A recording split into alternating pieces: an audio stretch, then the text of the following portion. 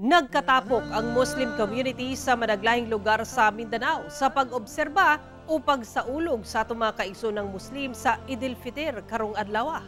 Atong saro ng detalye nini sa live report ni Argil Relator. Argil. Sara gipaagi sa mga kaigsuunan nga mga Muslim sa pagsalmot sa gipahigayon nga mga congregational prayers ug centralized prayer ang pagtapos sa banal nga bulan sa Ramadan sa nagkadaiyang lugar sa Mindanao.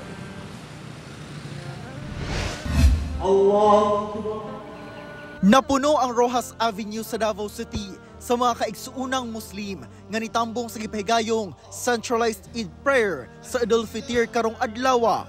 Di mailhan sa pagtapos sa banal nga bulan sa Ramadan. Kini matud pa ang panahon nga pagparayag sa paghikugma o pagrespeto sa usag-usa. Ingon man panahon sa pagpinasayloay. Magbalik loob sab ang tanang dunay nabuhat nga kalapasan lakip kadtong wala mituman sa pagpuasa. Natapos ang aktibidad pinaagi sa pagakos sa matag usa, agig pagpakita sa paragiusa ug kalinaw. Ano mang nasimulang ibada sa buwan ng Ramadan o ikaw na Muslim, ipagpatuloy mo yan.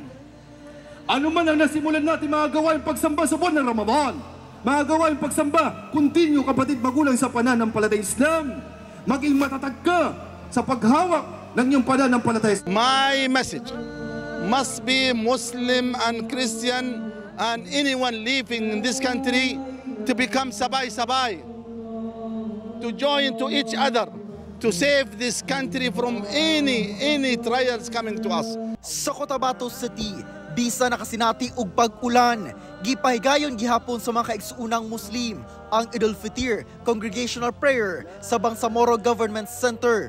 Dagsa sab sa atong mga kaigsuunang Muslim ang Congregational Prayer sa Municipal Ground sa Pagalungan, Maguindanao del Sur.